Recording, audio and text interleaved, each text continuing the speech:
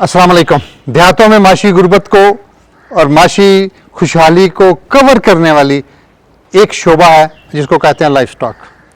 आज हमारे साथ जो मेहमान मौजूद हैं चौधरी मंजूर हुसैन गुजर, सीनियर नायब सदर मरकज़ी किसान बोर्ड पाकिस्तान, और वो सिर्फ किसान रहनुमा नहीं है बल्कि प्रैक्टिकल फार्मर हैं और लोगों को गाइड भी करते हैं, रहनुमाई भी करते हैं, और पिछले 40 साल से लाइफ स्टॉक का फार्म चला रहे हैं। और इनके पास इस वक्त भी कम अज़ कम इनके फार्म पर 250 से 300 जानवर मौजूद हैं। लेकिन असल चीज़ ये है कि वो आज आपको हम उनसे ये पूछेंगे कि मैंने हर बंदे को सुना है कारोबार करता है लाइफ स्टॉक का, आता है जानवर, वो कहता है नहीं यार ऐसा काम को चंगा काम नहीं। आज हम उनसे पूछेंगे वो कौन सी वजूहात हैं कि लोग बड़े शदमों से कारोबार शुरू भी करते हैं और फिर छोड़ के चले जाते हैं। क्या कारोबार में कोई ऐसी हिकमत अमली गलती है या उनकी कोई गलती है? अस्सलाम वालेकुम। चो साहब, ज़रा ये मुझे बताइएगा कि लाइफ स्टॉक बज़ाहिर बहुत अच्छा कारोबार है और मुनाफा बख्श है, लेकिन मैंने अक्सर लोगों को देखा है वो कारोबार शुरू करते हैं चले जाते हैं, छोड़ जाते हैं। आप ज़रा नए फार्मर के लिए ये बताइएगा कि वो कौन सी बुनियादी गलतियाँ जो आम किसान शुरू करता है और फिर इसको फ्लॉप कर देता है। आपकी इस बारे में क्या राय है? बिस्मिल्लाहिर्रहमानिर्रहीम।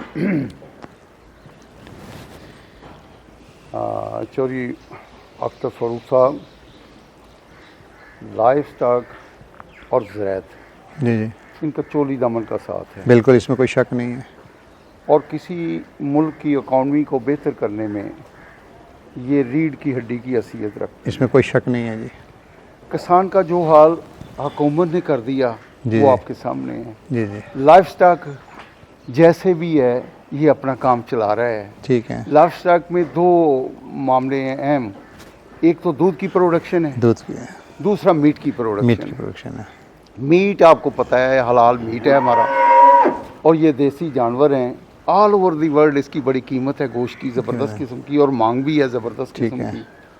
तो इसके लिए किसान को अगर जदीद तरीके अपनाने के लिए तरगीब दी जाए तो इंशाल्लाह ये मुआशी इनकलाब पाकिस्तान में आ सकता है। बिल्कुल और अवाम की मुआशी बेहतरी के लिए सिर्फ यही रह गया है। बाकी जो गंदम ने और आलू ने जो हाल किया है किसान का, वो तो पई मुर्दा हो चुका है मुआशी तौर पर।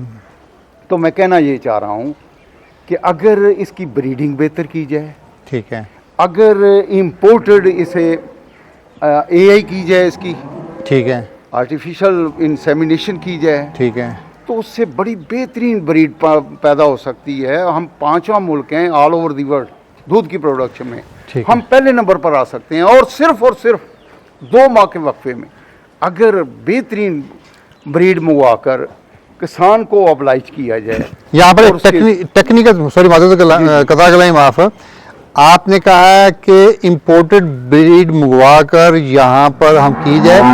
क्या जो मेरी लोकल ब्रीड है वो इम्पोर्टेड ब्रीड से ज़्यादा बेहतर वो दूध नहीं देती? भाई बात तो ये है कि वो इतना दूध नहीं, जब आपको पता है तालीम यूरोप में है ज़बरदस्त किस्म की, यूरोप बहुत आगे जा चुका है। ठीक है। उनकी प्रोडक्शन 80 लीटर 90 लीटर 100 लीटर पर गाय चलेगी। अच्छा। हमारी गाय अभी तक हमने इस पर काम कोई नहीं किया। अच्छा। हमारी गाय आजकल भी 15-20 लीटर से ऊपर। अच्छा, ये बुनियादी फर्क है, ये बुनियादी फर्क है। लेकिन इनपुट्स इतनी महंगी हो चुकी हैं ज़बरदस्त किस्म। हाँ जी। बिजली का बिल 10 गुना नहीं 20 गुना बढ़ चुका है। ठीक है। आपको पता है जो 5,000 आता था वो 5 लाख आ रहा है। ठीक है। और दूसरी हर चीज़ इनपुट से जितनी है उसमें आपको पता है वो महंगी है ज़बरदस्त किस्म की। तो इसलिए मैं कह रहा हूँ उसमें प्रोडक्शन बेहतर होनी चाहिए, उसमें ग्रोथ बेहतर होनी चाहिए। अगर बाहर से ब्रीड मंगाएंगे तो उसकी गोश्त की ब्रीड भी बेहतर होगी और दूध की ब्रीड भी बेहतर होगी। उससे आप बेहतर तौर पर आप दूध की प्रोडक्शन में भी बेहतरी ला सकते हैं और गोश्त की प्रोडक्शन। यहाँ पर आपने एक बड़ा अच्छा टेक्निकल पॉइंट दे दिया कि AI के सीमेंस का जो है नई नस्ल बनाने का, क्रॉस का बनने का बड़ा अच्छा अमल हो सकता है। क्या ये अगर इस तरह करने से लोकल से उससे जा किया जाए, क्या उसकी दूध की पैदावार बढ़ नहीं सकती? इंशाल्लाह जी, इंशाल्लाह 2 साल में मैं लिख कर दे सकता हूँ, इसकी डबल नहीं इसकी 3 गुना अपना मिकदार बढ़ सकती है। जो दूध 10 लीटर है हमारा 10 लीटर पर खड़ा है देसी गाय भी, उसको वो ये हम अगर एआई करते हैं तो वो इंशाल्लाह 30 लीटर पर जा सकती है। लो जी किसानों, बात बन गई, बात बन गई। चोई साहब ने एक बात कह दी है और दावे से कही है, चोई साहब की बात दावे की है कि आप एआई का इस्तेमाल करो, क्रॉस का उसका सारा अमल प्रोसेस पूरा मुकम्मल करो और इसी ब्रीड को आप इंटरनेशनल लेवल पे लेके जा सकते हो। मेहनत करने की ज़रूरत है, हमने इस पर मेहनत नहीं की। हम चोई साहब की इन बातों का सिलसिला जारी रखें, आपसे गाय बगाए इस पर प्रोग्राम होते रहेंगे। अगली वीडियो में हमने आपसे इस टॉपिक पे बात करेंगे कि छोटे जानवर जो पालने हैं वो बहुत बड़ी गिफ्ट है किसान की, वो कमेटी है, उस पर क्या एहतियाती तदाबीर की करनी चाहिए।